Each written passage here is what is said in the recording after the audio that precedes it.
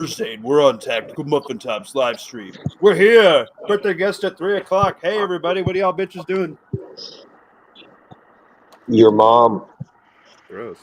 Easy now. Mom's ugly. Don't start that already. My mama. I'm sorry. You set it up for it, though. All right. We're going to go back to more family friendly. Here's my song, Shut Your Mouths.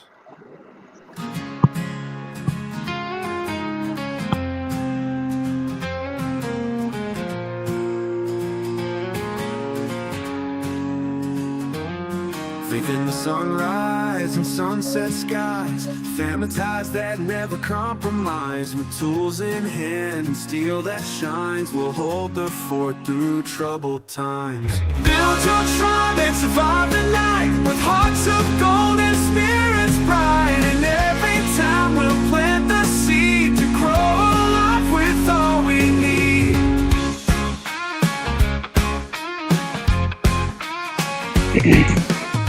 With trust and open hearts, and these strongholds we play our parts.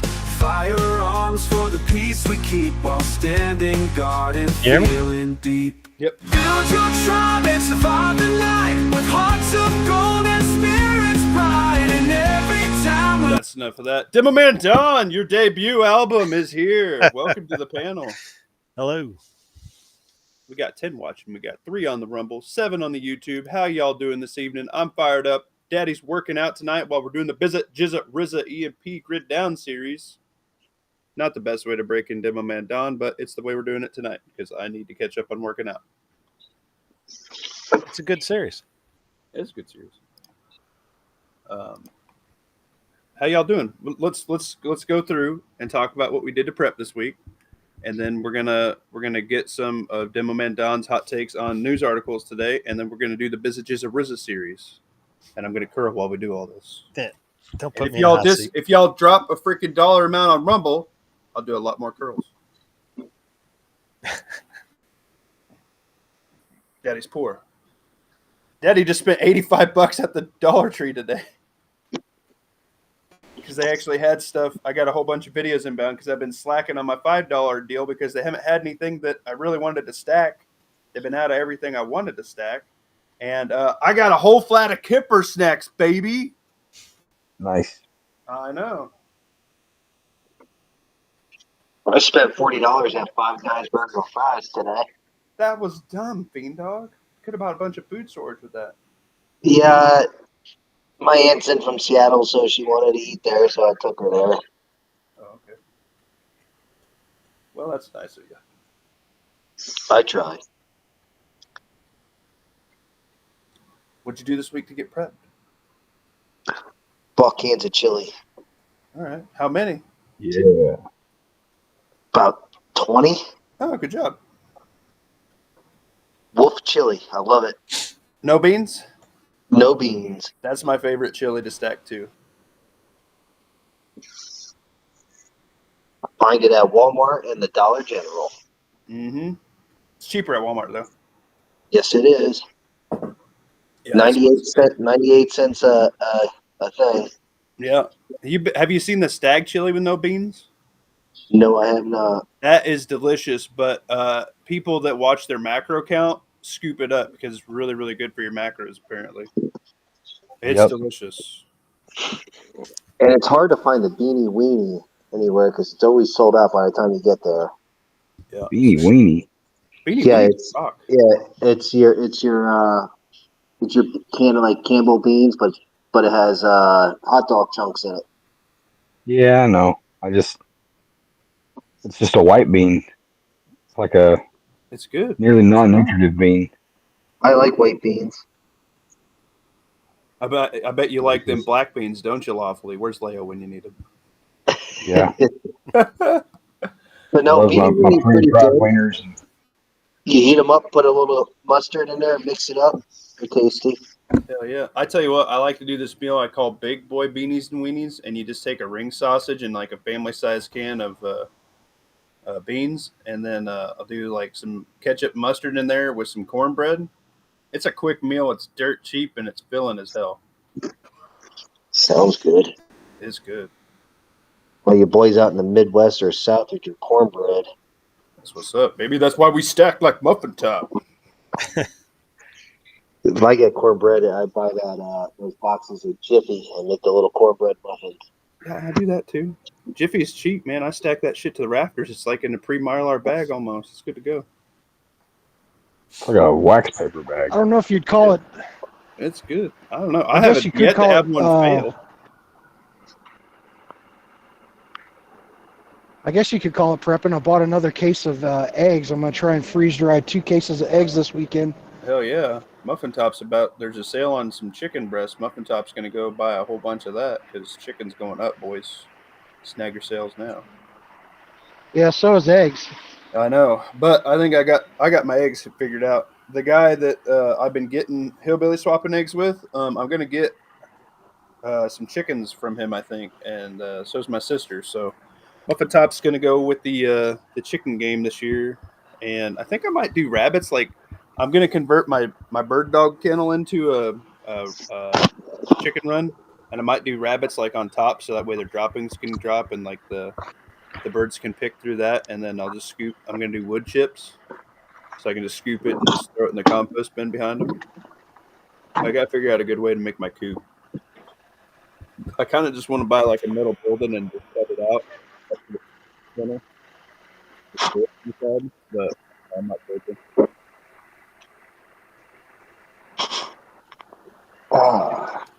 Looking forward to this President's Day weekend. Man, I cannot spell, guys. George Cortez, what's up? Lawfully Arm. Where's the line in the song about getting your dog back in your truck, leaving for your sister? That's a different country song.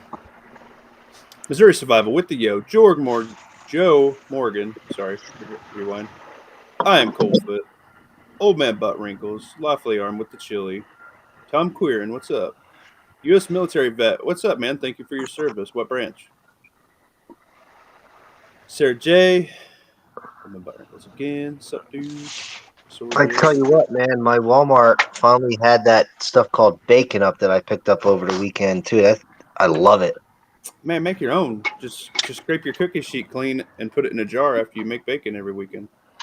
Oh yeah, I know, but I've been looking for this in the small tub instead of the 5-gallon buckets that I can only find. Well, I want the 5-gallon bucket. KP Heathen? They sell them at Bass Pro. Mexican cornbread, cheap Jiffy mix, breakfast sausage, cream corn, green chilies, cheddar cheese, and a bowl of chili with it. Ooh, that sounds like a monkey bread deal, huh? That sounds pretty freaking good. I could get That on board sounds with that. good. UMC, brother, frick, thanks, Tom Quinn. I tell you what, I love the modded Marine Corps Taps rig, my dude. That is like my favorite chest rig. And I got an unissued freaking Whoopee from what is that? Pipe company. Lovely. Oh wait, I think I have a sticker right here. Americana Pipe Dream is where I picked that up. Check those guys out. They got some good shit. But Lawfully dropped the best cheat code ever in the Discord, and it was the ACU Army Taps rig. 30 muffins, guys. If you want a chest rig that's going to run and gun till the day you die, and I don't care if it's ugly, it's that. 30 muffins for a chest rig. Somebody was asking me a good chest rig, and for the money, I was trying to get Fatty Westside's code because he has a Condor code. I got it way late, and I forgot to post it, but he has 10 or 15% off all the time on Condor if you hit code Fatty Westside. I told him the Condor 7 pocket for the money, or the Nezumi, or I was like, dude, I love the tap system, man. Pick one of those up.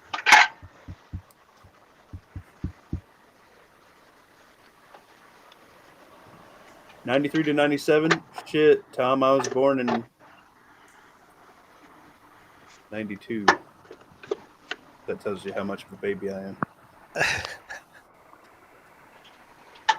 Seriously? Yeah, I'm a baby, bro. I was gonna say I got kids your age.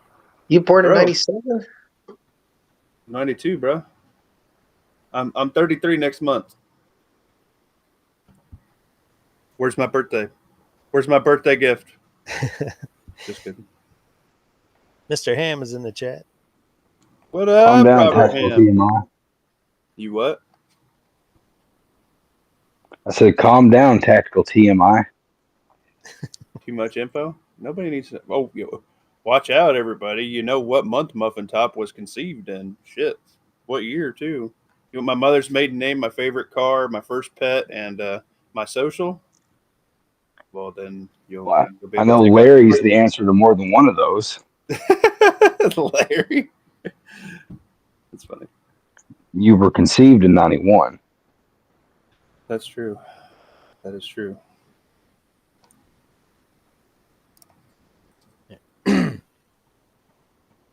Demo Man Don, what'd you do this week, brother? Work some overtime so I could stack some cash Ooh, there you go. That's a great stack. and convert it into dry good or other preps. There you go. Or ammo, or Yeah. chest rig. I usually put the dried stuff in I store it in mason jars because I have the vacuum attachment Yeah, that fits on the mason jars. Yeah, that's for the what is that vacuum sealer? I can't even think of the name of it right now. Shit, I don't know. I got one that's sitting right upstairs. Yeah, I love that thing. Yeah. And it's convenient, to portion your stuff out. Mm-hmm. I like that. Man, I really can't think of it. Please, Rebel Spirit, don't send dick pics next month.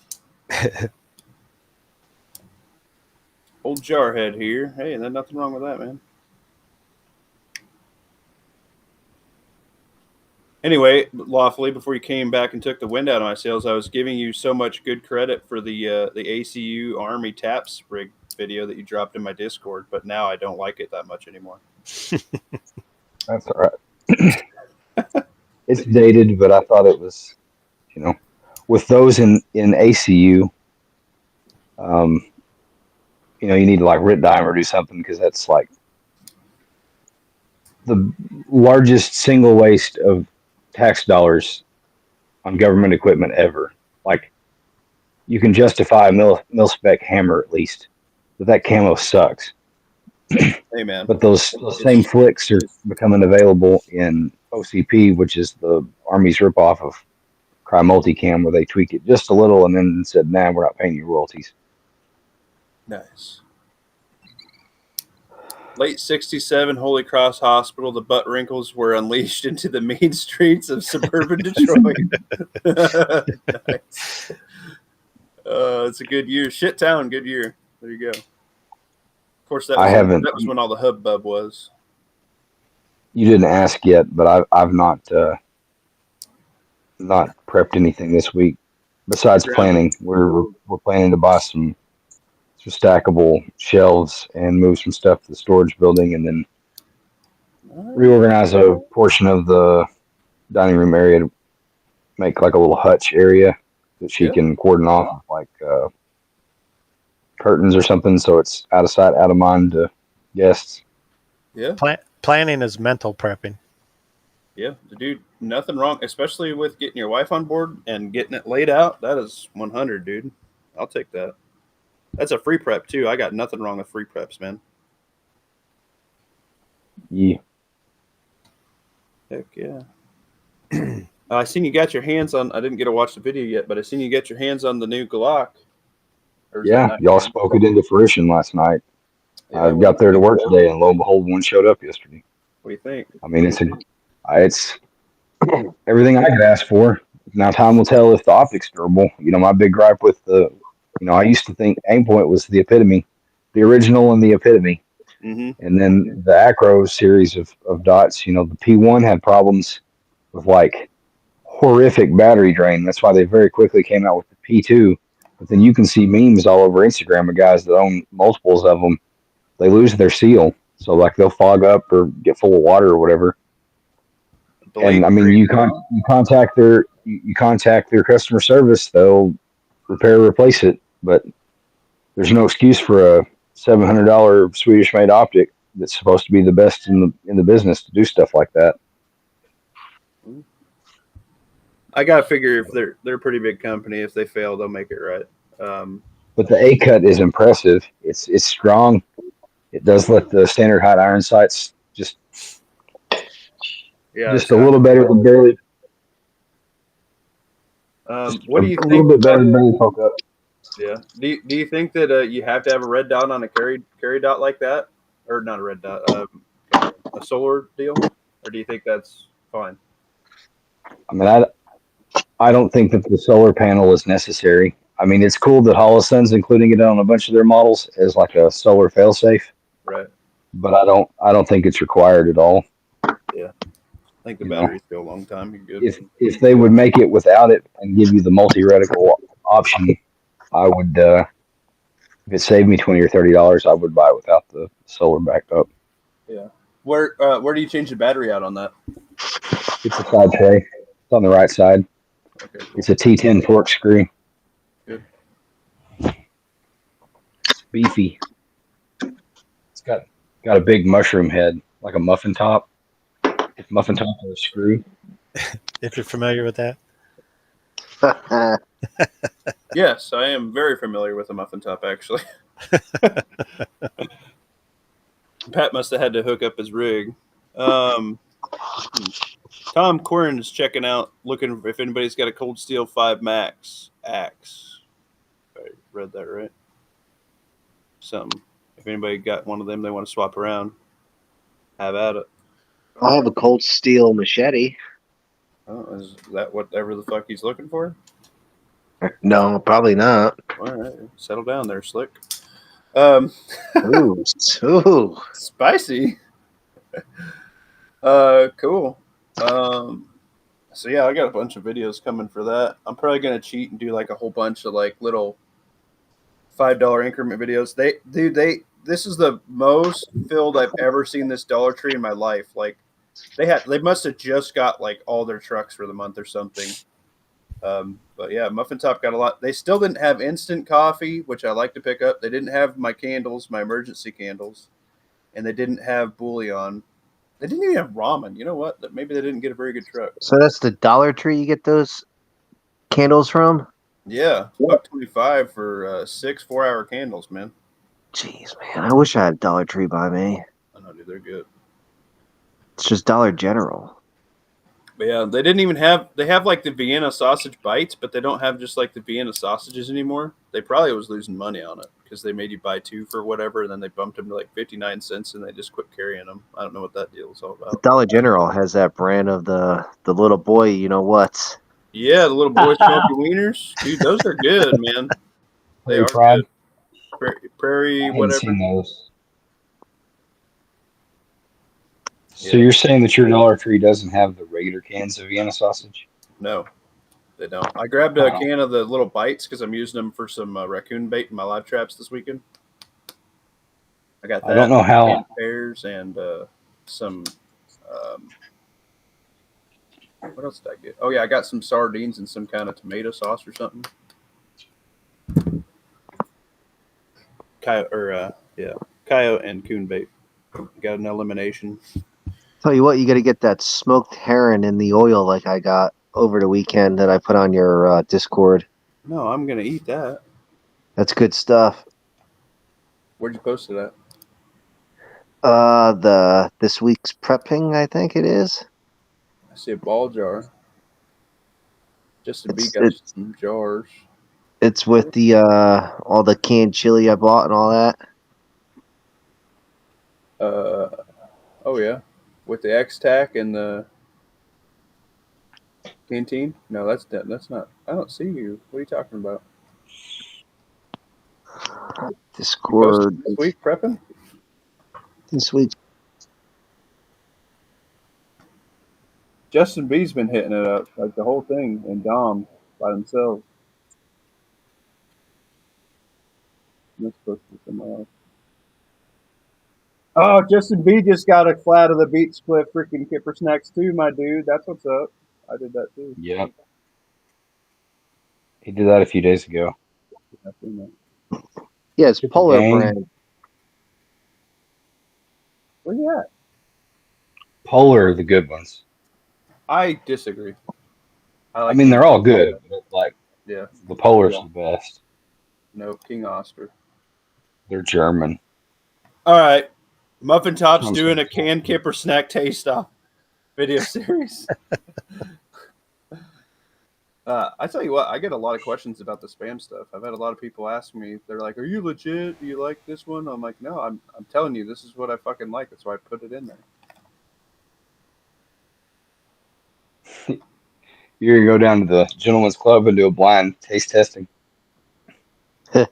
No. What's up, Sophia B? Ever tried Might get making a candle from rendered fat from Missouri Survival? No, I know I have not. I He I is hear the tell that candle. burns really bad, and I don't want that on my ceiling and my walls, sitting it up when it's running. You serious, Didn't- bro? What the fuck? What are you talking about, Tom Queen? What's up? IEDC 4 Maxes now, bro. What? Nuh-uh. Do you really? No. That's Do hilarious. you guys stack any of those Jesus candles? Yeah, I Yeah. got some. I buy the plain white ones. Same.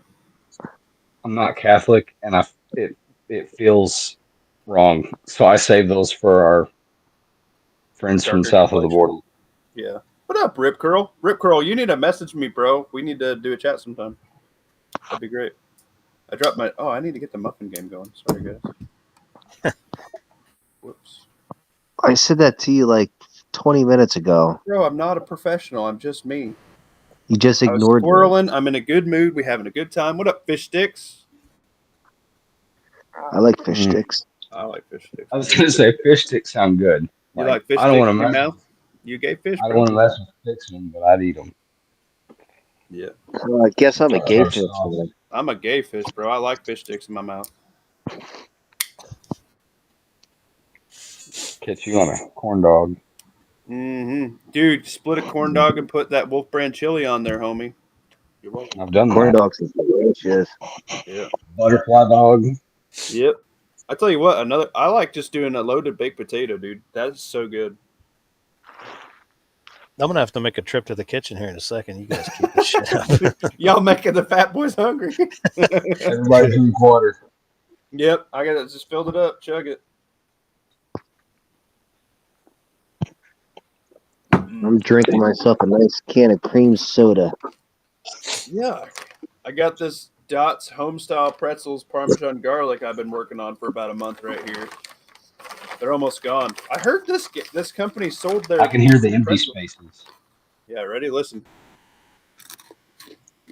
Those are the carbs. That's what a carb sounds like. Yep. I like their That's honey hot. mustard. Oh yeah, them are good. They're just good in general, but I guess she sold, so they're probably not going to be as good anymore. Which is a damn Stupid. shame. I know.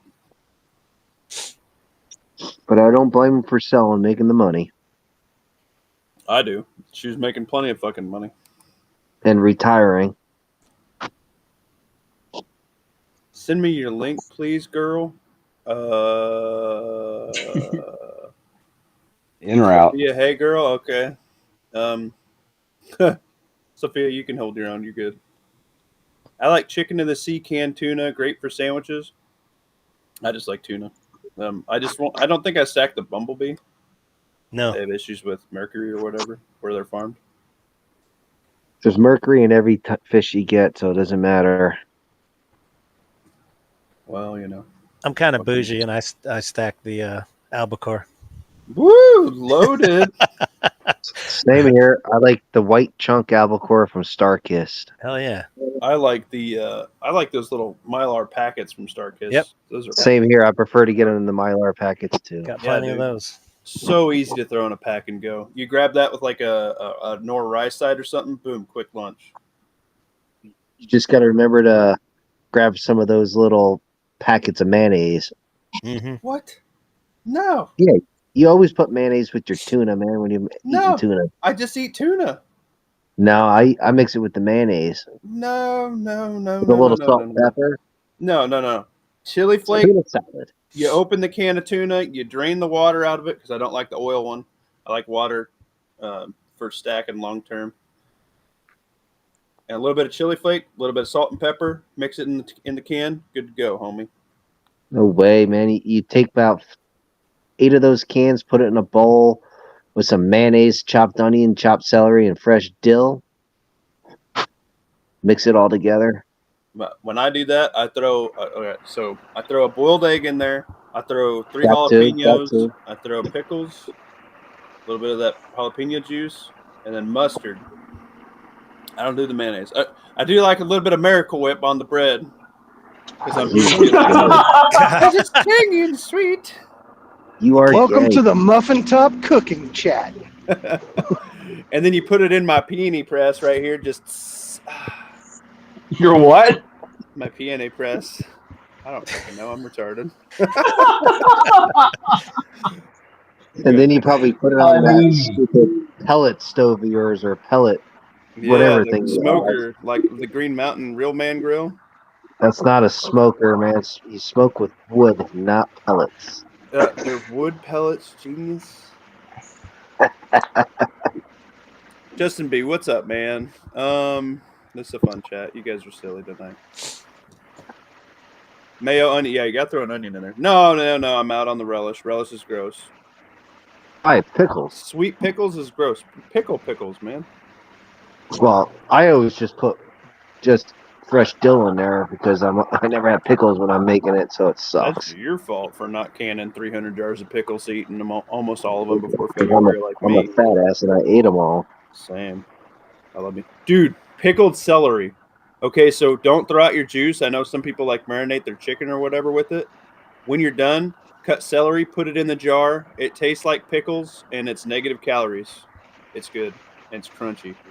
Was just talking to my wife about that earlier. Yeah, I did it this week. I smoked a whole jar of freaking pickled celery. And apparently the longer you let it set, the more flavor it gets. And somebody also told me if you put mozzarella cheese in the pickle juice, it tastes like a pickle. Which I just like mozzarella cheese anyway. It must be the algorithms going around. We're all seeing those videos. Yeah. Yep. Dill pickles. Lemon pepper, lemon zest, and dill weed. All right, I can get on board with that. Wait a minute. Is that a recipe? Mustard cut. I've cut 18 pounds in 2 weeks and some change. How many days? When did I start that? Got 18 pounds in a little over 2 weeks. I think 2 weeks and a day, 2 days, something like that. Anyway, yeah, I've been at my diet. I lost 12 pounds in 2 weeks. Would you take a shit? No, it's just going back to work.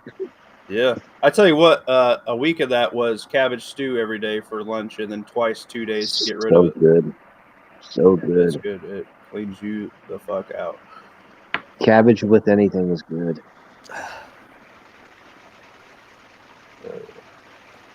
All right, Especially let's do this. Y'all ready? Anybody else not get a turn since we squirreled for 30 minutes? Oh, Pat, you're back. Pat, what'd you do this week to prep, homie? The eggs. Case of eggs I'm going to try and freeze dry this weekend. Oh, shit. And I guess technically you could call my that Gideon enclosed red dot. That's kind of prepping. Oh, yeah, that's a prep for sure. I needed one more red dot to round out everything that could take one. 211 muffins. Can't find it. And it came with an RMR plate for free. Yeah. Does that, you got to get a adapter because you're going to run that piggyback with one of either your LPVO or your scope, right? Yeah. I actually have I have an RMR Picatinny adapter already. I'm just going to bolt it on that. For like a 45? No, just straight up and down. I like to keep it slim. Okay. That's cool. I wanted to go the closed emitter route because I don't know if you've ever gone out in the rain with a red dot. Like you lose your dot immediately. Yeah. Yep, I agree with that. Arachnid eyes. Now I will say, Lawfully, do you want me to put? You got my 2-minute video or message, whatever I sent you today, right? Yeah, did you not get my reply? No. I think so. Fucking internet. Good. I'm going to drop a sneak peek on it. You ready? No, I didn't get your reply. Damn internet. Anyway, that sucks. Well, that video that Lawfully just put out about the aim point Glock. Yeah. Was that you? No, that's the new one. That's the one I want. No, was that Lawfully in the video? It kind of sounded Yeah. like him. Oh, Yeah, okay. that's my right hand. You know how hard that was to do while there were people in the store? Yeah, that was his That's girlfriend. what I figured. That's why you were being so quiet. Yeah, I want that. Something fierce. What do they got actual street price on that for you yet, or can you say? $845. Are you serious? Holy shit! Love this. I might have to go sell something quick. Which one was that? Was that a 17? 48. That looked like the long. Is that 19 with the long model? 48. 48? The fuck's a 48? I haven't paid attention since the 45. The 48 is the 43X is a 48 frame with a 43 slide. The 48 is the same size frame as 43X, but it's got the 4.17 inch barrel. Wow. So that So was it's like- the smaller version. It's the slim fast Glock 19. So how much is Ah. the regular Glock 19? Does that cost more than just a regular 19 size? No, the slim on guns always cost less than the double stack gun. Oh, really? Well, I thought that they were all the hotness, so they cost more. I mean, I guess unless you live in a non-free state. In New Jersey, it might claim top dollar.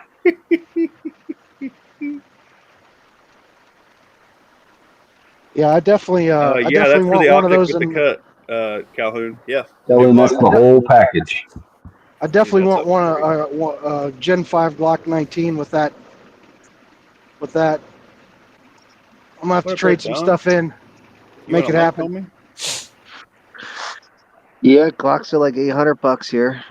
Jesus Christ, man! You need to get out of that dump that you're living in. 600 between 600 to $800. Jeez. That's why I don't No have wonder one you have to because settle for fucking SIGs. That trash. SIG's better. No way.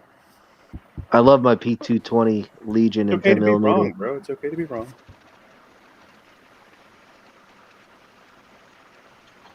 You My seen that 9 video millimeter, going the on? budget gun I have. Have you seen that video going around about SIG where they did like X-rays on the 320 and proved that they were actually going off by themselves? I haven't yet, but I'm intrigued. Drop it in the On Discord. the same one, they're talking about how the 365 trigger that in the industry they call it the shake The awake shake awake. trigger, Mhm. because if you put just the bare minimum of pressure on the trigger and then shake the gun, it'll go off. Yeah, I did see that, or I heard that rather. You notice SIG didn't announce any new products at SHOT? It's because their products suck. They I couldn't think even it's hold the because they're Army in a contract. spiral.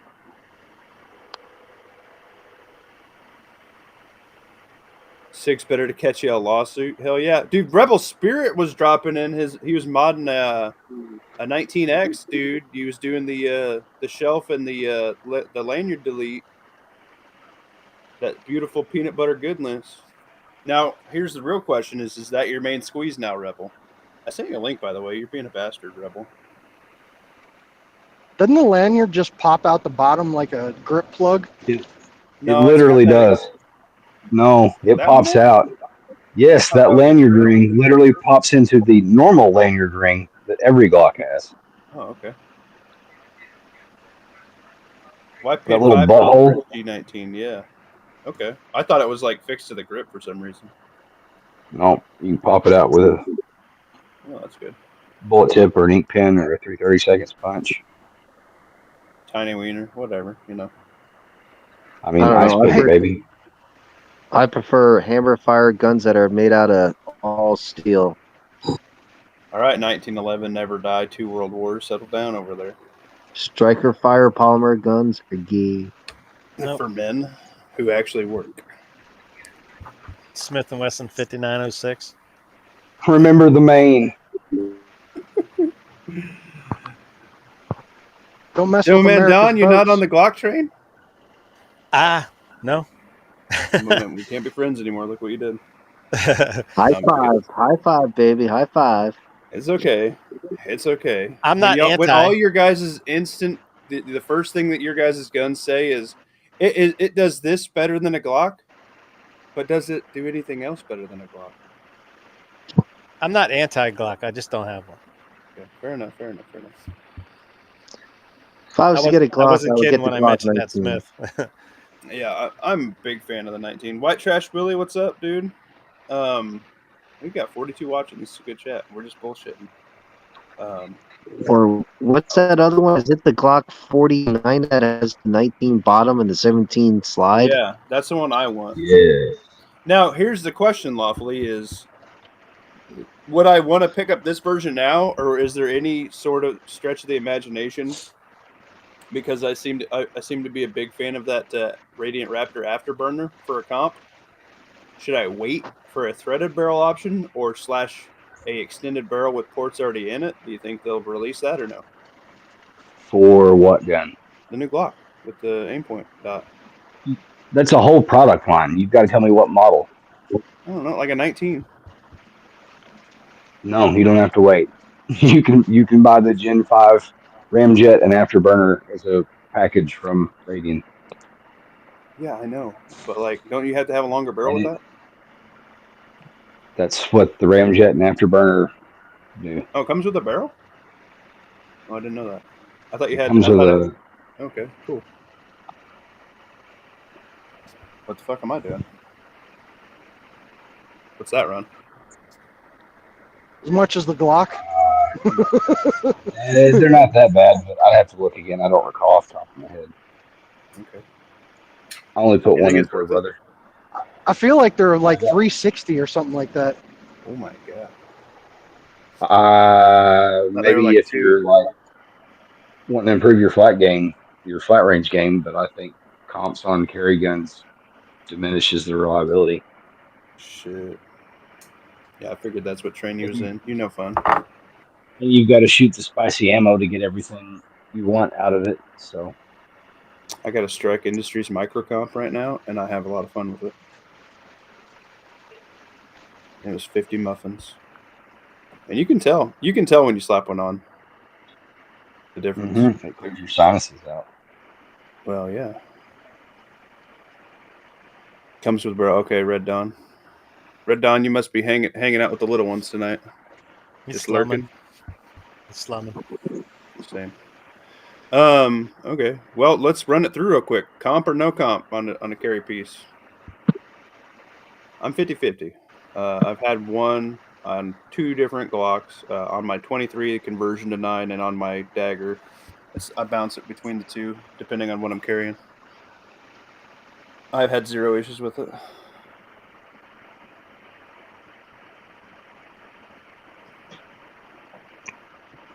Fiend Dog.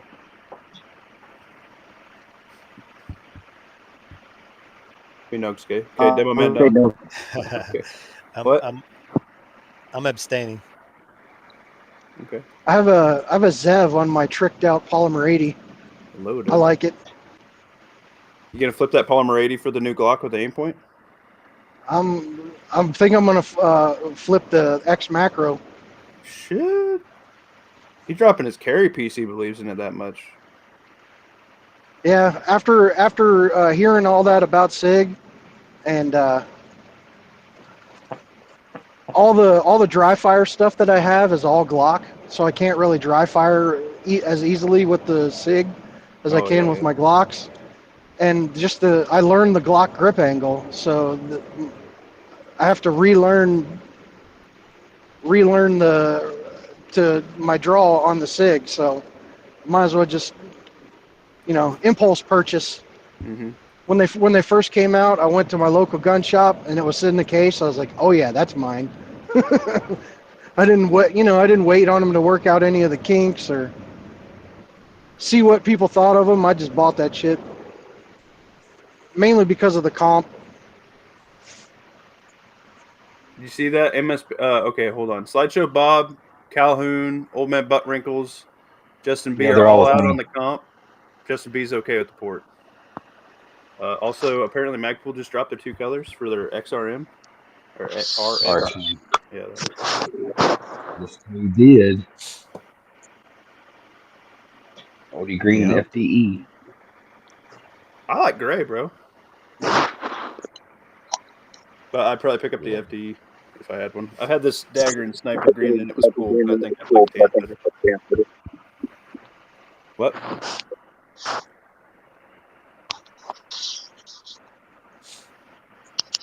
Whoever just talked was cutting in and out. We didn't hear you. Is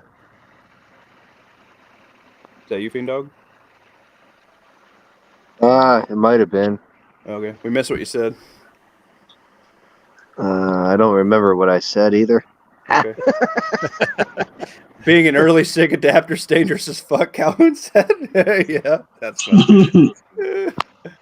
Yeah, and I'm carrying appendix too, so it's pointed right at my pelvic Swing and girdle. berry. Dang, Yeah. son, you better swap to that 43 quick. Yeah, That's my only reservations is my 43X. It's not the MOS version, so I can't run a dot. We'll swap both of them out and get you the new on both. Get you the 43X with the dot and get you the freaking whatever you're gonna carry for the other. Yeah, Hello. I kind of laser engraved my 43X, so it belongs to me forever now. Oh, okay. The slide or the frame? Slide. Well, Well, buy you- a second one. There's one's done. Yep. Redundancy. If your high dollar dedicated aim point Koa slide gets EMP'd, you can go back to your married to it forever engraved gun. At least you'll look good Yeah. fighting analog. I'll tell you what, you drop it in I- a PO box drop and I'll test it out. I was actually thinking of buying a PSA slide for it. Yeah, just trying For out about- the dot.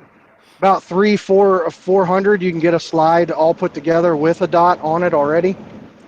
What's up, Maccabeus?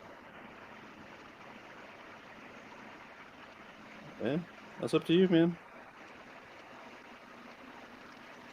Yeah, but I just forgot that I'm trying to get the 19 with the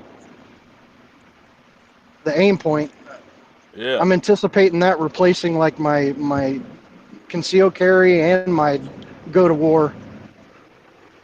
Yeah, I've been talking to a couple people. I'm thinking about dropping my dagger, like the whole kit, the rounded holster. Well, damn, that means I need to give them a light too. That's good. Fuck it, they can buy their own light. But yeah, I was thinking about dropping the Sealy green dot and everything, picking up that new Glock, baby.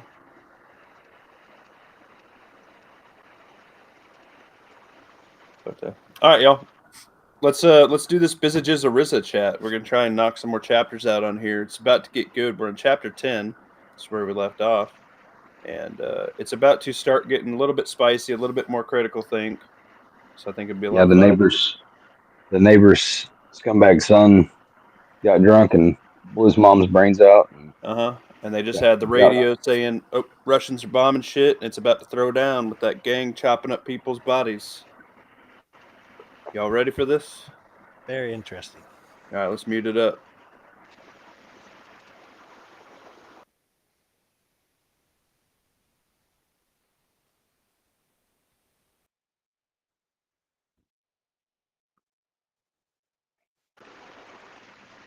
I don't hear anything. The thought of Washington, D.C. being nuked and vaporized. Never mind. Millions upon millions gone in an instant. How many more would perish with nuclear fallout? Eddie had heard it too. He had family in D.C. that had most likely just been killed. We were just north of the suspected fallout area. I wasn't sure what to do. Did we abandon our mission with the marauders we were currently facing and seek immediate shelter? Or finish what we were about to start? They were making their way into Dave's house. I could see 4 of them breaking windows and entering. At that moment, I heard a single gunshot ring out from behind Jack's house. No. Don't let it be what I think it was, damn it. We had left Jack to complete the process of burying Lucille's body, and I knew what had happened. I told Eddie, stay put, keep an eye on them, I'll go check it out. I carefully made my way back to the backyard and discovered Jack in the shallow grave with his wife. He'd done the unthinkable. Faced with the prospect of living in this harsh and dangerous world without Lucille, he had turned the gun on himself and decided to join her. My stomach dropped. I'd just lost a good neighbor and friend.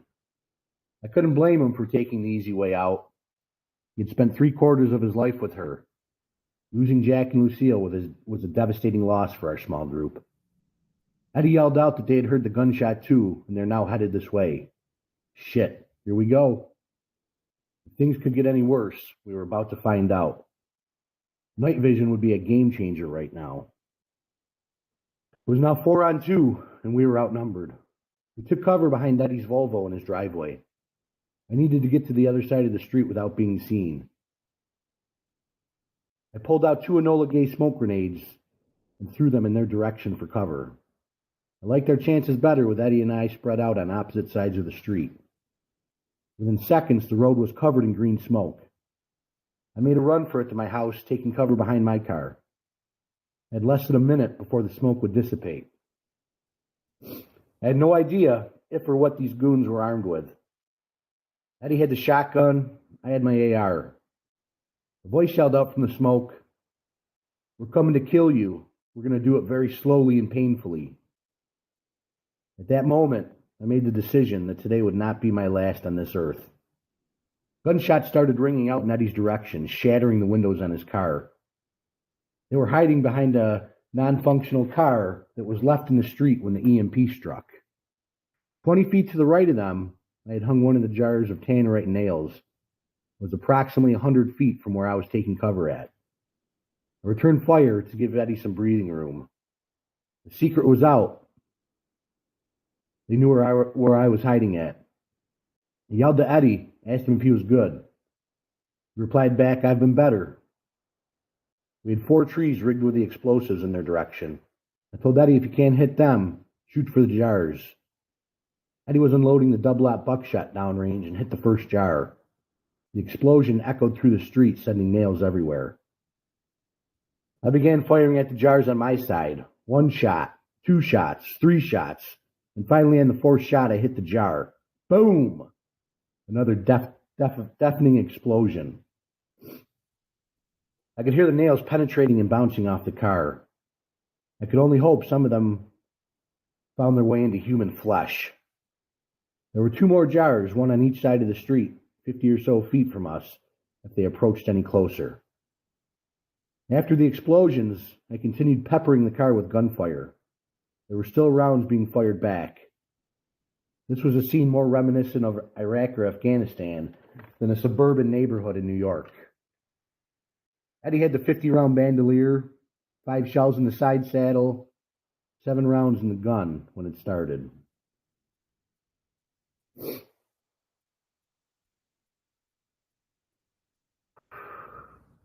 I had 1 mag in my AR, 6 more magazines on my chest rig, giving me 210 rounds of 5.56 screen tips, hoping we had enough ammo to end this tonight. I wasn't sure how many of the 4 were still alive or if they all were. As I was dropping my magazine to reload, one of them came running out with a lit bottle and threw it in Eddie's direction before I reloaded.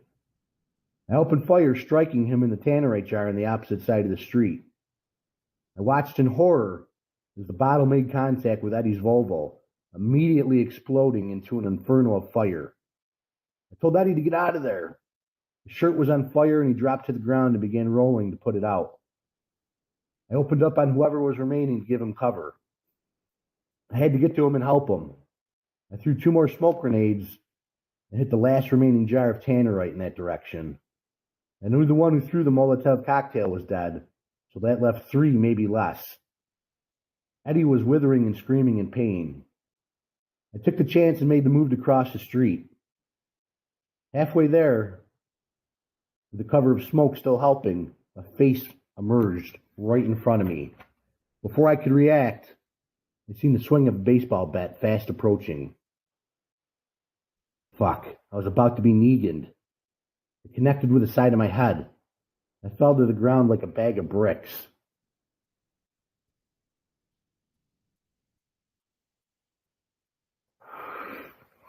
I looked up and seen the three of the same faces staring down at me, smiling, saying, "I got you now, fucker." With a bat raised over his head, he was ready to deliver the final blows. I heard 2 shots ring out from behind me, striking him at least once. I had no idea where they came from. I could make out an object that I thought was Eddie still on fire in his front yard. It wasn't from him. Whoever it was had just saved my life. The bastard that had tried to kill me was now laying on the ground with blood squirting from his shoulder where he was struck. I was most likely concussed and had blood running into my right eye. I picked up my AR and said, "I got you now, fucker," and fired 2 shots into his head. My wife emerged with the Mosin Nagant from our front door. She had broke protocol and had witnessed the horror that had played out in our street. She had fired the shots, saving my life. She immediately ran to Eddie with a fire extinguisher, emptying it onto his charred body. The smell of burnt flesh was overwhelming. Eddie was still alive, but barely. He had major burns covering his entire body from head to toe. I could hear voices coming from the broken down car in the street.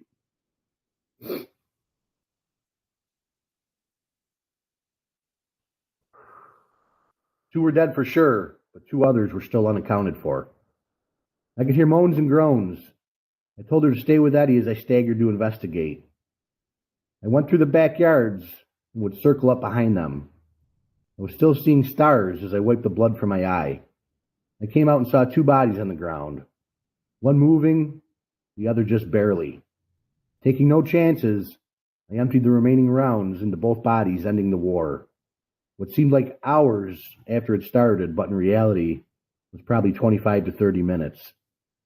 I walked back to my wife and Eddie. His dark black skin was now pink. Everything that I'd witnessed these past 10 days, nothing was worse than seeing Eddie in this condition.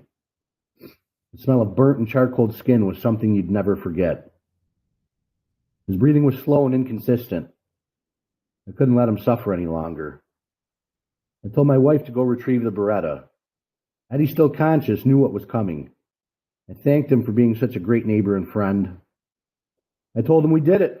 We won tonight. I couldn't have done it without you. Tears were running down my face as I talked to him. He tried talking, but just couldn't muster the breath to do so. My wife returned and handed me the handgun. I asked Eddie if he was ready. He nodded, said yes.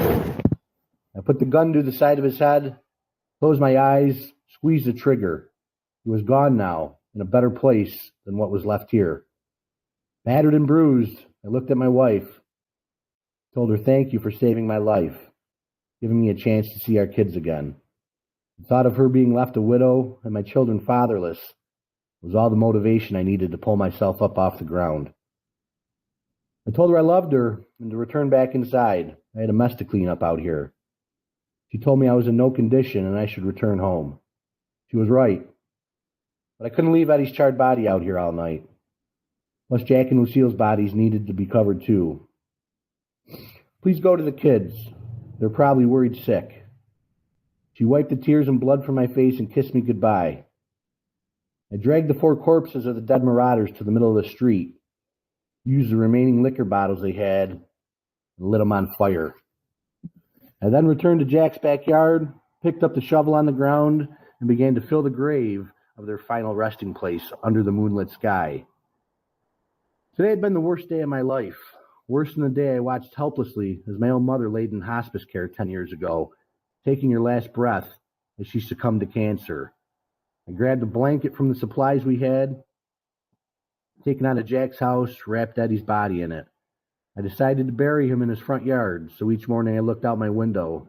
The first thing I'd think of was him. As I dug the grave, I reminisced about our encounters, the times we played golf together, or when we'd invite him over for a cookout. My family was alone now. My 2 biggest allies gone within 30 minutes of each other. The sun was beginning to rise on a new day, a day that would bring nuclear fallout to the eastern part of the country. There was no time to rest. We needed to seal up all our windows, doors, and ventilation. I'd much rather fight marauders in the street than deal with nuclear radiation.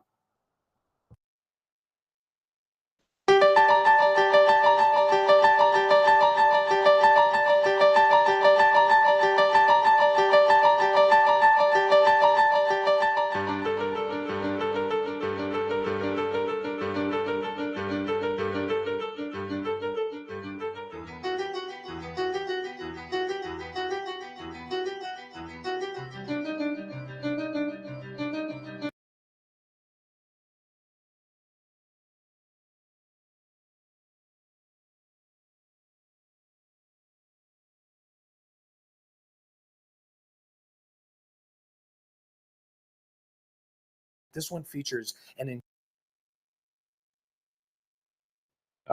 Intermission.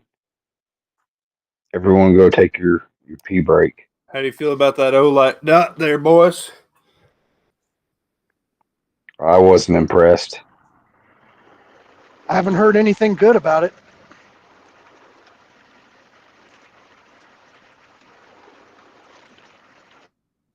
Maybe they fixed it, but the first reviews I said it doesn't hold zero. Come on, Olight, step it up. I don't know if it comes in the mounting or the actual internals of the dot itself. Yeah. All right, a lot to unpack. A couple of things that I take away from it. Smoke. How many of y'all stack smoke grenades? Maybe don't obstack yourself, but Saltpeter and sugar. Yeah, I've been looking into making my own smoke grenades. mm-hmm. And if you have a small community and you think it's you and your neighbors, what happens when you lose that? Or if you don't have that to begin with? You know, it's a hard pill to swallow, A, and B, even harder pill to swallow. I know, Pat, that's your biggest crux right now. You're trying to build a community and you're having a heck of a time. Yeah. Honestly, though, I'm not trying as hard as I should be. Yeah. I have ideas. There's 2 different churches like within damn near walking distance of my house. I need to start to attend. Those are the kind of people I want to hang out with. If anything bad happens. I agree, 100%. Church is a great way to find community. Who wants it next? Demo Man Don, we'll let you have it next, man. What do you think? What do you take from that? Making tough decisions. Yeah. I mean, everybody probably thinks, oh, I could put him out of his misery or whatever, but no, when it comes down to it, yeah, I think it'd be tough.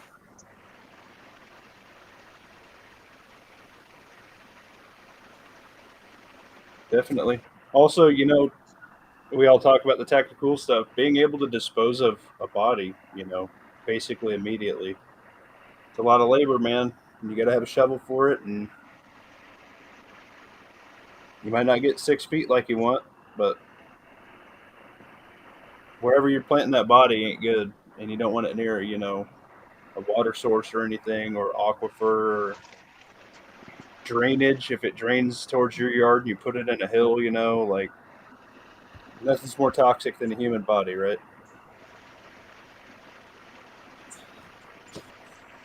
Oh, Robert, fire. You're not the only one, Pat. Robert, drop what state you're in. No, fire is like the original weapon of mass destruction. It's really hard to defend against. Yeah. You harden your house as much as you want, but if they hit you with a couple like proper Molotovs, your house is going up. Yep. See, we all say we want to bug in. Well, when your house is set ablaze, you have to pretty much bug out, right? So you need to still have that contingency, and that's why I preach all the time: don't have all your shit in one spot. Twin Arrows, what's up? Lynchpin, what's up, man? Thanks for hopping in, guys. I just wonder in that situation if the bad guys were smart enough to try and hide behind the engine block, because AR is going to zip through most cars. Yeah.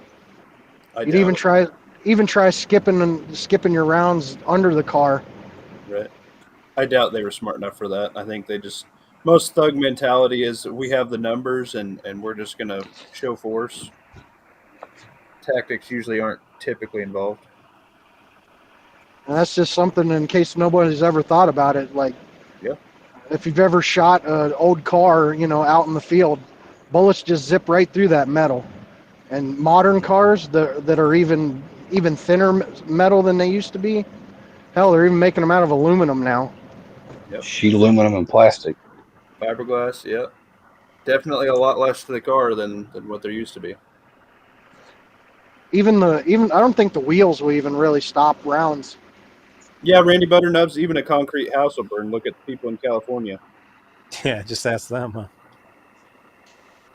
Of course, I I mean, think unless there's you're more foul unless play your there, but unless your roof is metal, something's gonna catch. something will still catch as soon as it finds insulation or wood timbers. There's something on your house that can catch, and it's just gonna soak. Especially if it soaks under your roof, just following the insulation, then you're SOL, man. Well, even with the metal roof, the stuff ain't just raining straight down. It's floating in the wind. It's Right.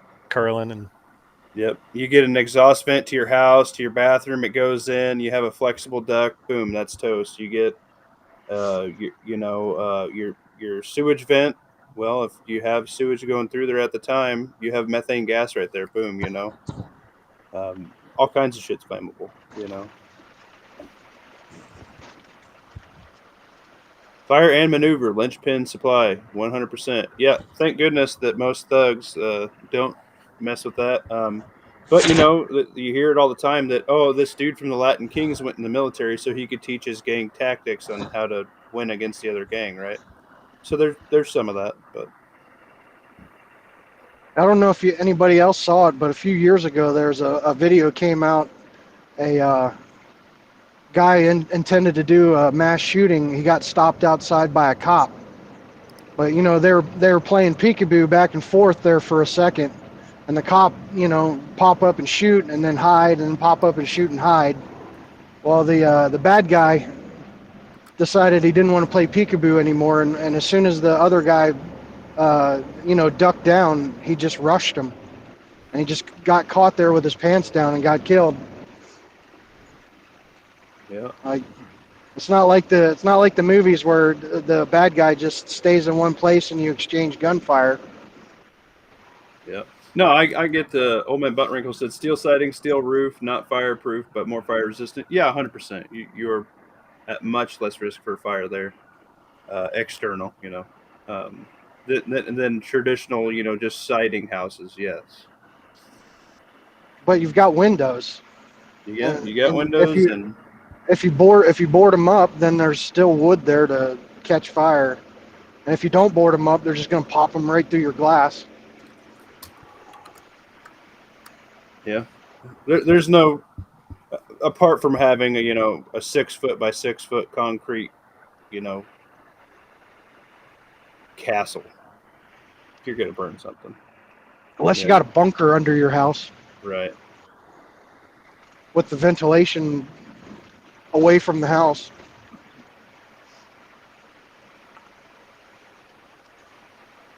Lawfully's going through all the quotes. What do you think? Who hadn't had their piece to say on this sucker?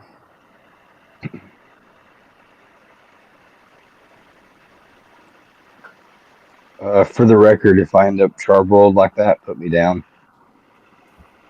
Same. Because if I do it, then I can't go to heaven.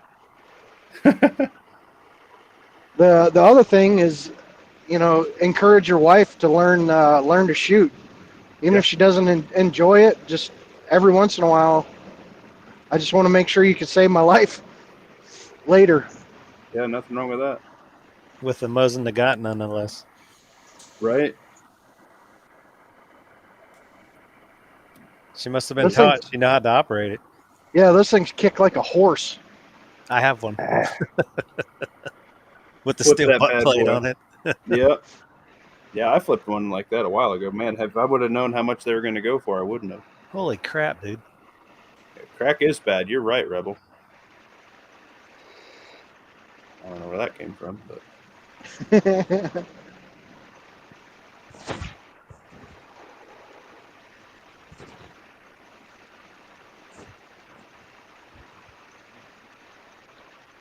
All right, let's roll that next. let's do it. Let's roll that beautiful bean footage, as our homie Risky Crisky would say. Which, by the way, if you guys haven't checked it out, he is back. Oh, we see you, Lawfully, looking cute. He got shy. That was not the mute mic button. It definitely was the wrong button.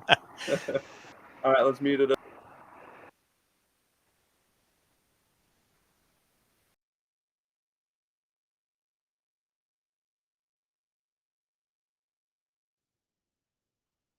It had been 11 days since all hell had broken loose on my street. 11 days since I had to bury my 2 neighbors and 2 biggest allies. 11 days since I was concussed and injured in a fight with the Marauders. 11 days since Washington, D.C. was vaporized. 11 days since I had stepped outside for fear of nuclear fallout. We had sealed up all the doors, windows, and ventilation in preparation of fallout. 11 days since the last emergency alert broadcast. We were located very close to the areas that would be affected. We took no chances and had been holed up for the past 11 days. Cooped up like chickens was more like it. It was now July 30th, and truthfully, if we didn't make a concerted effort to keep track of the days, I'd have no idea. I was fully recovered from both the concussion and the leg injury. My ham radio was dead, died 2 days ago. Being sealed off inside, I was unable to get a good charge with my solar charger that I usually did outside. The last chatter I heard was Washington was completely flattened, and Russian forces were holding power in all the major metropolitan cities down the East Coast.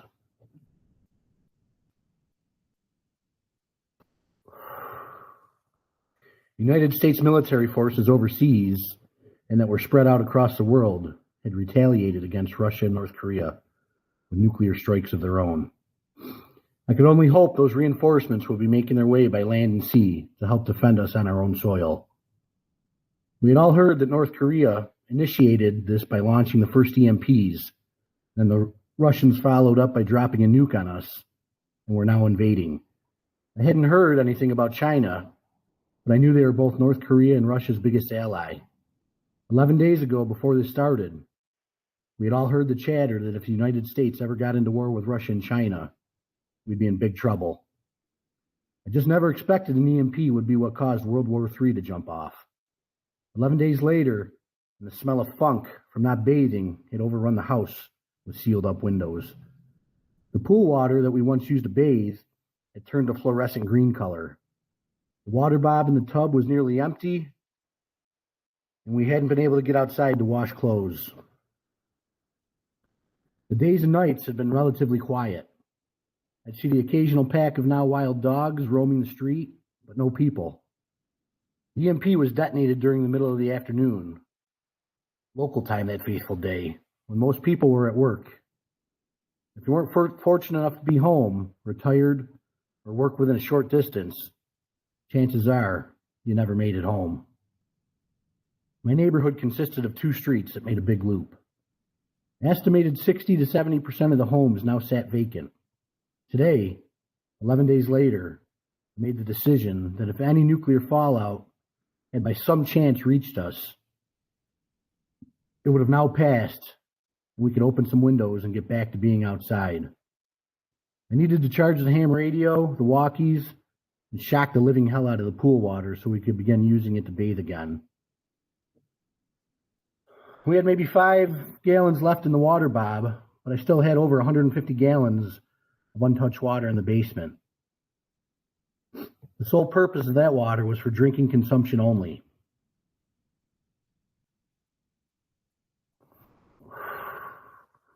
I had 7 5-gallon buckets I would divert rainwater from the gutters of my house into Net's vacant house into now. We still had plenty of food stored up as well. It wasn't until 2 days ago we had to finally dip into my stored food preps. You know, watching my daughters kick a soccer ball in the backyard brought me back to a sense of normalcy before the shit hit the fan. With so much happening, you forget how much something like this changes their lives. My kids were full of innocence. Yeah, they knew Dad liked to store up food and water, but I never once pushed that lifestyle on them. I did it because looking at my kids starving to death, withering away to nothing, would be the worst thing in the world to witness. As the kids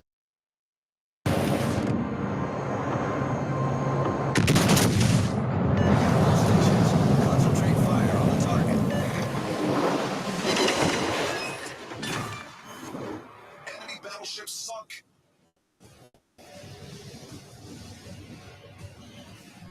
Enemy battleship detected. Enemy submarine spotted.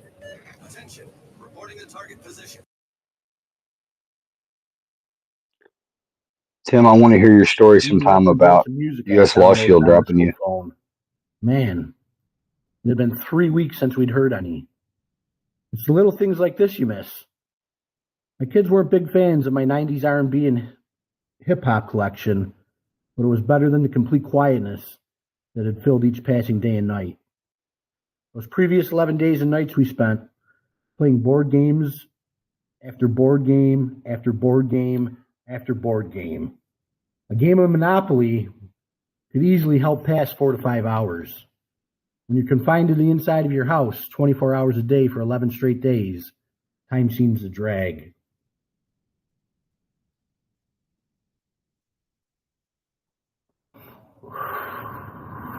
The arms of the clock seemed to stand still in time.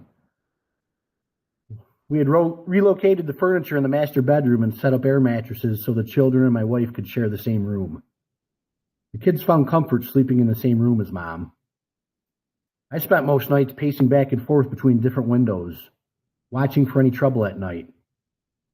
I'd catch a couple naps during the day to try and catch up on sleep. Without Jack and Eddie around, I was back to pulling night watch all by myself again. Thankfully, things have been quiet, but who knew how long that would last? During the day, you'd hear an occasional jet fly over and begin to pray it wasn't about to drop a bomb on our neighborhood. From the intel I had gathered, the big cities were the ones needing to worry. Anything that was left in the gardens, we didn't chance eating now. My wife had washed clothes in the hot tub. The pool was already looking better, but with no filter, I'd have to go out a few times an hour and stir it up. Even if it was just for the moment, things felt good, with one exception, that being my nicotine habit.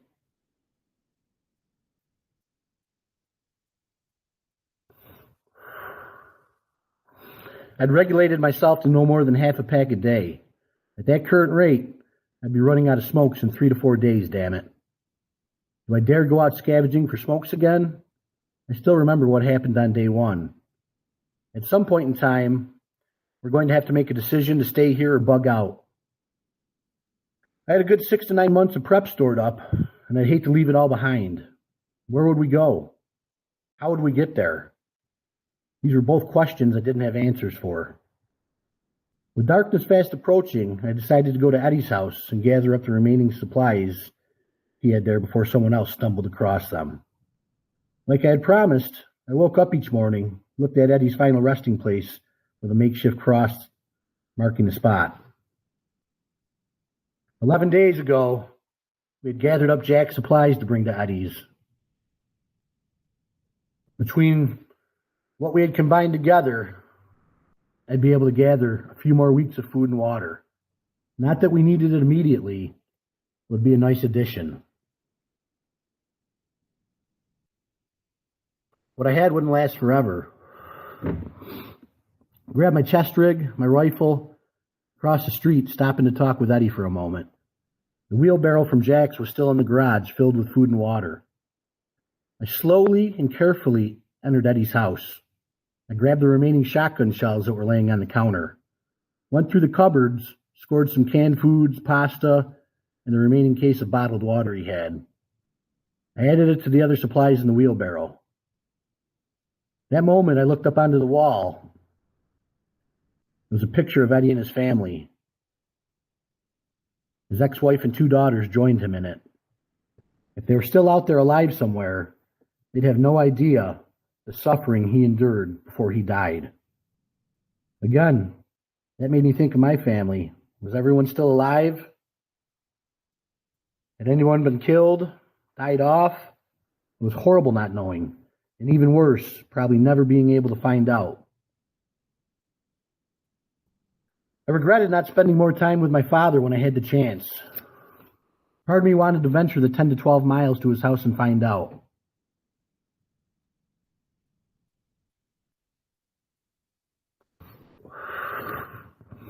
The other part of me knew I could never leave my wife and kids for 2+ days to make the journey. Before all the shit went down with the Marauders, I'd planned to do a neighborhood check. That was going to be on tomorrow's agenda.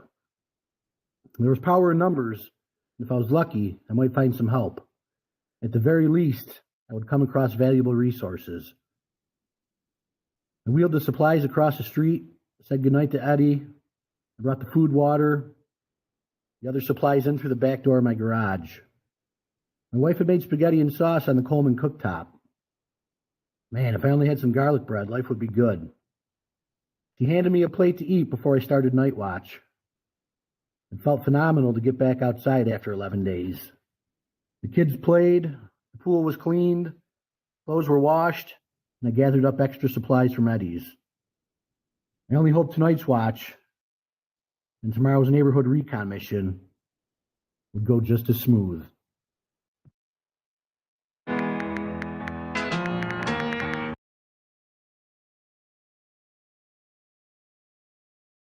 With a full belly, I began preparations for my next round of night watch. By now my body was used to being up all night. With a few of the remaining smoke grenades I had, I tied them off to tripwires in a small radius around the neighboring houses. I might not see the smoke at night, but I'd damn sure be able to hear them go off. Anything to give me a jump on approaching people would be a huge advantage for me. I'd recovered Jack's 2 handguns, the Maverick 88 I had given Eddie, an AR-15, and a Remington 770 bolt action, both chambered in .223 off the 4 Marauders 12 days ago. I had thousands of rounds for both rifles. Each night I'd sit heavily armed for hours. It gave me a lot of time to think and reminisce about the good times before the shit hit the fan. The hustle and bustle of life, the 9-to-5 grind, paying bills was long gone. Now the biggest worry was protecting against marauders. Being by ourselves worried me. How many more shootouts could I survive? I was damn lucky to escape the 2 I'd been in three weeks into this. I had to find some help. I could hear air traffic approaching. It was loud and it was fast. I saw lights of what looked to be 4 fighter jets. The 2 trailing jets were firing on the 2 leading jets. I assumed it was Russian and Americans. I couldn't tell which was which, though. They were circling immediately above our neighborhood. One fighter jet had just been hit and was heading down. With the backdrop of moonlight, I seen the pilot eject. The jet barreled out of control, slamming into the ground and houses just 1 street away from where I stood. The explosion echoed throughout the neighborhood, shattering windows on neighboring houses. I kept my eye on the pilot as he was parachuting to the ground, 200 yards or so away from me. If I was lucky, he'd be American. Shit, if he was Russian, I was in trouble. I needed to find out, and find out fast. I had no light intimidator flashlight that was 1100 lumens with enough throw to light him up as he fell to the ground. I raced down the street, being careful to avoid my tripwires I'd set up. As I approached, he was still 300 to 400 feet up. Flashlight in the left hand, rifle in the right. I shined the light on him before he could reach the ground. As soon as the 1100 lumens hit him, he immediately drew a sidearm, fired in my direction. Still not knowing if he was enemy or friendly, I had no choice but to engage and return fire. I took cover behind an underground electrical box, 5 houses down from where my wife and children were sleeping. I emptied the first magazine into the parachute, hopefully into him too. Reloaded quickly as he began to fall faster with a compromised chute. The return fire ceased. I heard the sidearm bounce off the road. Had I just done the unthinkable and killed one of our own? 10 seconds later, the lifeless carcass bounced off the roof of a house, sliding to the ground. I carefully approached, rifle drawn, finger on the trigger. I pulled the parachute off the body and discovered a dead Russian soldier. He looked to be no older than his early 20s. I felt a sigh of relief as I exhaled. He had 2 grenades attached to his vest, 1 on each side. Huge score. A game changer, no doubt. I thought about what if he radioed for help before he died. I could be facing a Russian search and rescue mission in the coming days now. I wrapped the body up in the parachute, dragged it out to the middle of the road, ran back home, grabbed some lighter fluid, and drenched his body in it. I lit a match and watched the fire burn. Looked up into the sky and said to myself, Wolverines. That was for Eddie's family in Washington, D.C. I started walking back home as the sun was beginning to rise to my east. I heard a smoke grenade detonate. Shit, what now? I couldn't catch a break tonight. It had detonated in Danette's front yard, right next to my house. Red smoke was rising up. Who was there? I took cover behind my car in the driveway. I could see a set of eyes shining on me. It was a dog, a Rottweiler to be exact. About 2 years ago, a neighbor down the street had one get loose.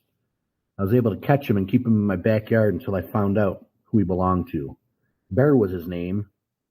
Could it be the same dog?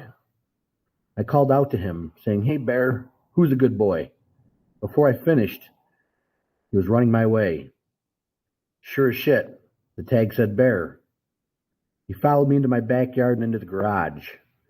All the chaos had woken my wife and kids. They were shocked to see me with a 100-pound Rottweiler standing in the garage.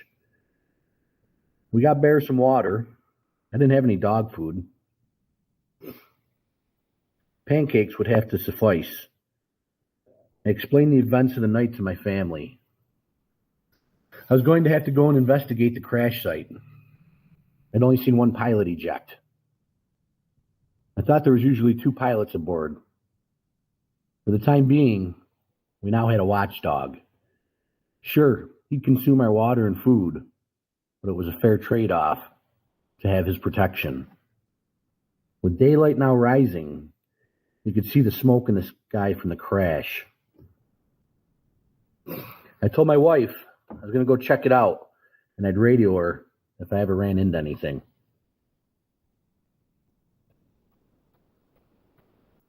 The Mosin Nagant she used to save my life only had 1 bullet remaining. She was now armed with a spare AR-15 I collected and one of Jack's handguns. Over the past week and a half, I trained her on the handling of the AR, but she still had yet to fire it. I'd planned to recon the houses in the neighborhood today, but the crash site had taken priority. I was only 1 street over from my house. I reloaded the 2 magazines I had emptied earlier onto the Russian soldier and set back out. I cut through Eddie's backyard and the adjoining yard to his. I could smell the burning jet fuel in the air. I hadn't ventured to this street yet since the EMP detonated. The Russian fighter jet crashed into a front yard, leaving a gaping hole. I was within 50 yards from the scene when I noticed a man investigating the same scene I was. It was a familiar face, one for which I did not care for at all. Here's a backstory. At the end of my street, across the road, there was a scumbag named Gerard that used to live there with his now ex-wife. Gerard and I, we'd had words before. About 3 years ago. You see, he was a grimy individual, a real dirtbag. He'd often run laps around my track, and on more than one occasion, he'd say some disrespectful things to my wife, creeping her out. The kind of things you don't say to another man's wife. He'd also show up at grocery stores when she'd be alone. It got to the point where she feared for her safety. So one day, I'm home by myself, and I see the son of a bitch come running down the road. I immediately cut him off and told him, "My wife had told me everything that you've said to her. You're a creepy piece of shit. She'd never give you the time of day." He replied back to me, "You know you're threatening a cop?" He didn't know, but I'd already researched him at that point. I found out he was an ex-prison guard out of Attica who had been fired for drug charges. I dare you to let me build you a completely free. At the time, he was probably mid-40s. I was ready to throw down that day, but he backed off. Soon after, his wife kicked him out because he'd fathered a child with a girl half his age. I hadn't seen him in years to this point.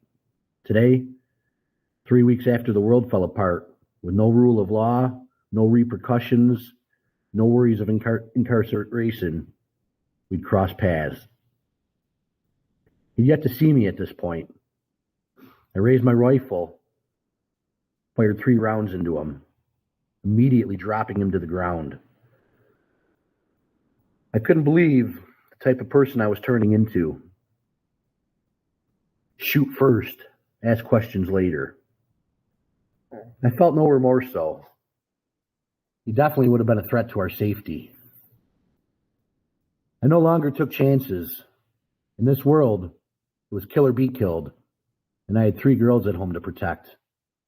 I was the judge, jury, and executioner of this neighborhood now. Gerard suffered the same fate as the Russian soldier did just hours before. I approached his now dead, lifeless body to see firsthand the crash scene. From what I could make out, the few intact pieces of the plane that remained, the pilot never ejected. He was engulfed in the fireball. That was a relief. Before I headed back home, I had one more stop to make. The house that Bear had come from. It was just a few houses away from where I was standing. Maybe his family was still holed up inside. It was a married couple with 3 young children. The house didn't fly an American flag. Instead, it flew a Pittsburgh Steelers flag. The front door was open. Storm door had the glass completely broken out. I wasn't sure to announce my presence or sneak in. I decided to go with the latter. I could smell death as soon as I entered. It was a smell I was getting all too familiar with. I carefully went up the stairs of the raised ranch and seen the bodies of the husband and the wife laying on the kitchen floor, both with gunshot wounds to the head. Blood splatter covering the walls and appliances. There was a handgun still laying on the floor.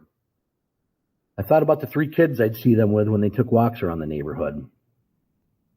I approached the bedrooms and knew what I was going to encounter. The father had killed his family before turning the gun on himself. Discovering 3 dead children was too much for me to handle. There was no food or water anywhere in the house. They'd been reduced to eating dog food. I retrieved the handgun and 2 bags of dog food to bring home to Bear, who I assumed broke his way out through the storm door to escape the horrors that were left inside. What if recording high-quality content, editing like a pro, and streaming like a star? I returned back home with Let's get it started, huh? What's up? That was weird. Tim, that's messed up about your pew pew and the gay TF and all that crap, man. Maybe we'll have to have you on the channel sometime. That'd be cool. Tim's a smart freaking dude. Thank you, Calhoun. You're a good man. Let's get retarded in here. All right, somebody else start this time.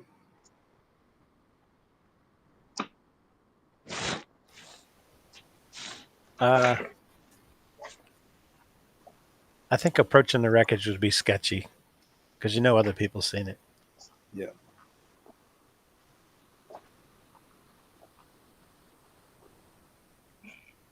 I agree with that.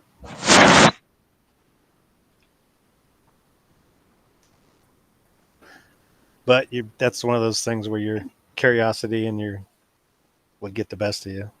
You know, it's like he got the 2 grenades. Yeah, I do like 2 grenades.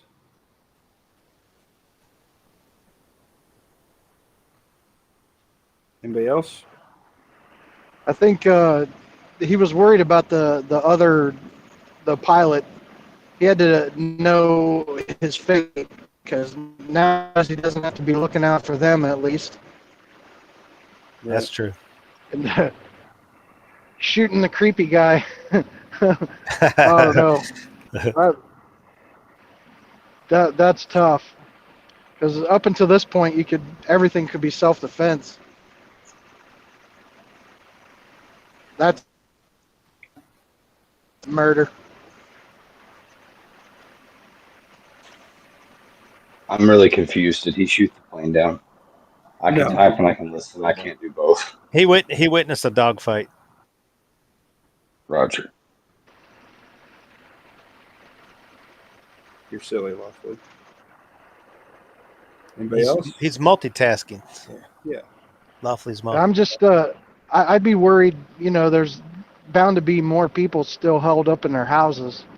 And if I saw a dude smoke somebody from behind that, wasn't even armed, I think I might consider that person a threat. Like just another marauder to me. That was a risky move. Yeah, I probably wouldn't have schwacked the dude. If he didn't even see you, he probably doesn't even know about you. You're good. And I don't want to be schwacking people just because. I mean, you already have enough issues finding people. You really need to schwack anybody that you can. Now, if I knew he was like a PDF file, yeah. You know what I mean? But, I mean, just some dude who is being a creeper could have turned a new leaf, but also that could be some manual labor. I don't know as if I'd link up with that dude, but keep an eye out knowing that he's there now. Or wait for a better opportunity. But he is Right. turning into a killer. He's snowballing. Yeah, which is the wrong mentality, 100%. If you're in an area like this guy is, where you have to be schwacking people that often, you're in the wrong spot, man. You really are. Just plain and simple.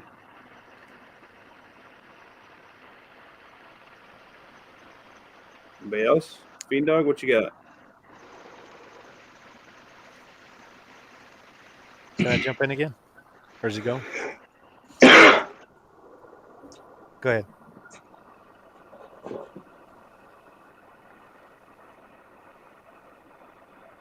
Speak. Speech. He left. You talking to me or Fiend who Dog? wants the next? Fiend I'll Dog, go. On the subject of shooting the rando in the back. I've never killed anybody, but I've played airsoft. And I can tell you, when you're not sure who's friendly and foe, you're quick to shoot. That preservation of life is a strong urge. I understand that. I don't think that's the way, but you should put. I'm not yourself saying out that there. it's right. I'm just saying that I've been in that shoot first, ask questions later mindset, and I can only imagine that would be amplified if the stakes were real. Mm-hmm. Okay.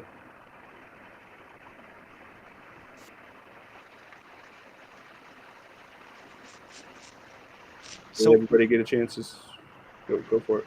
Why did he feel the need to burn the body?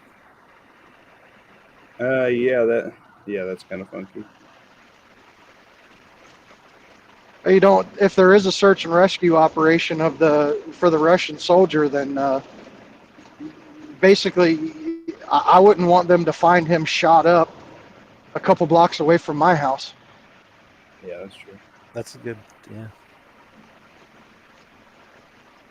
But you're gonna find the plane down and then a corpse burnt.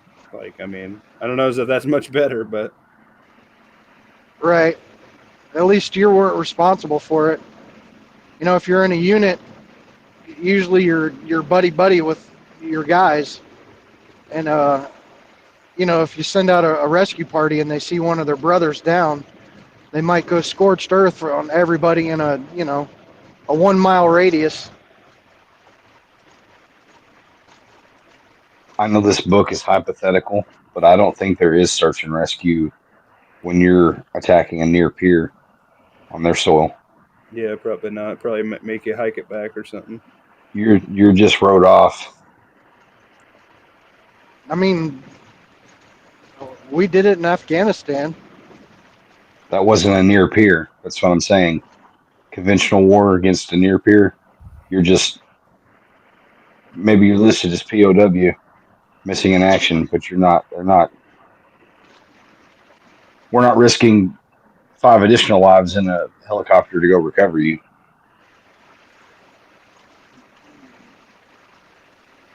Definitely not until you have air dominance. Yeah, I agree with Lynchpin and Justin B. It takes some heat to cremate. Yeah, I think there'd be a lot more left than what we think.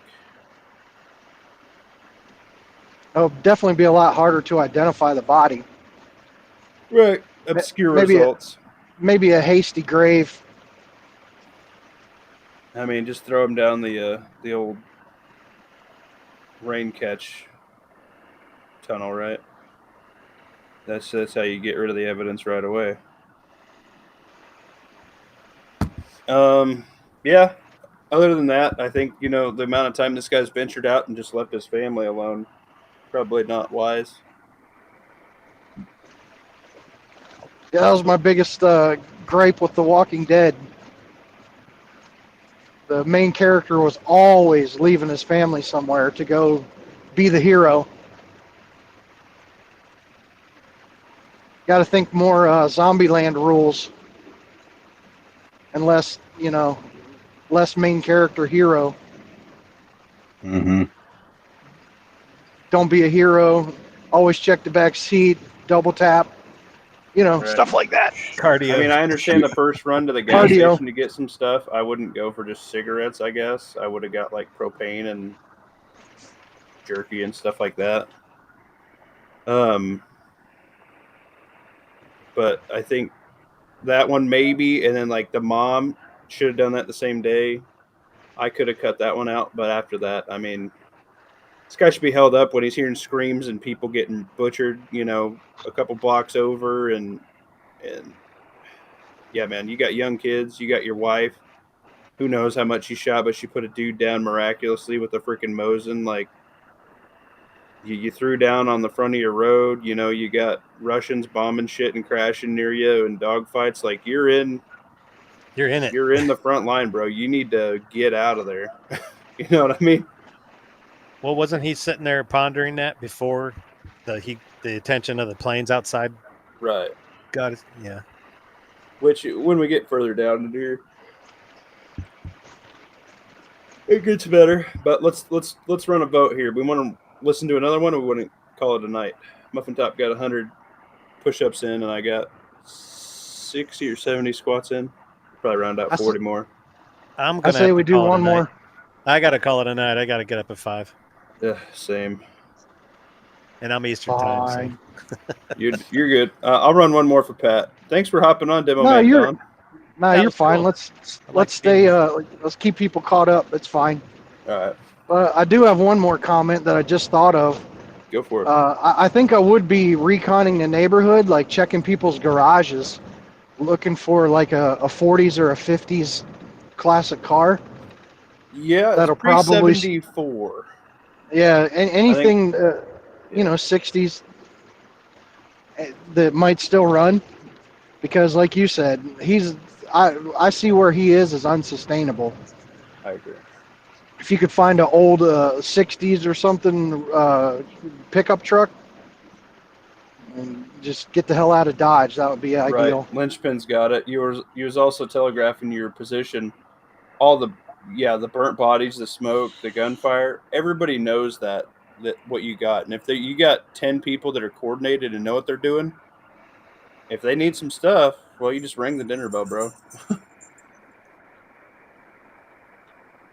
Well, I mean the firefights and stuff. They've come to him. 1994. Well, that and it's like if a group came into that neighborhood and they're like, okay, which house is occupied? Well, it's the one with all the dead bodies around it. Right. You see the one with all the razor wire and traps and stuff around it, and all the trip wire and all the car doors around the house duct taped to it. That's the one. I heard somebody say once, like if you were in a situation like that, to like beat up and trash your own house. Mm-hmm. you know, like leave a bunch of clothes and trash out the front door to make it look like it's been ransacked. Right. Yeah, I've heard that as well. That was in that documentary that was put on by the History Channel, where the dude went and trashed his own house and pulled all the clothes out on the yard, and yeah. Definitely a good series here. Yeah. Thanks for hopping in, Demo Man Don. You're welcome anytime, especially if I Appreciate need some homies, man. You've been a long-time lurker and a good dude, and just so everybody knows, I'm taking homies that have been with us for a minute, man, the Ride or Diers, and if you want the opportunity to speak, I'm letting you in. Justin B and Demo Man Don and Fiend Dog, and hell, I mean, even Lawfully Armed and Pat Riot, they all came from the chat, just been chilling for a long time, and I seen them in other people's chats, and I like what they had to say. So if you want in, message me, man, and or woman or whatever, and we can get somebody in here. That's Just fine. hide across the street. Yeah, Tim Harper, you're right. You want to be in the house that looks normal, so that way they glass over you, right? Gray man. All right, guys. Deuces. But sneak peek, Lawfully. I don't know if you want to discuss it here or you just want to drop the video sometime. Yeah, we can do something sometime. Okay. We're going to touch on something. Muffin Top had a stroke of genius, and Lawfully's quick-wittedness about it, and he set up a lot of pew-pews probably like the way I'm thinking, I would assume. He's been attacked a pour. He knows where I'm coming from. We got a cool series coming out about a long gun, and that's all the further we're going to get in on that. You guys would like it, I think. It's a cool idea. It's been rattling in my brain here with all these talks of the trashing of certain pew-pew manufacturers and things like that, and you know what I mean. The suspense is killing me. Well, you're gonna have to fucking wait. Hashtag Kipper Gang. That is what's up. That is what's up. I'm talking to a guy about getting some stickers ready. We got to get to 1,000 subs, guys. If you want stickers and patches and stuff, Muffin Top's not going to put forth the effort and all that until we hit that golden milestone.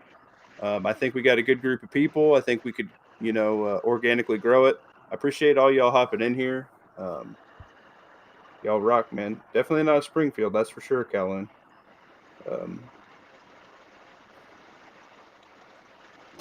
What is he talking? Rifle. Thanks, Pilgrim, for swinging in here, my dude.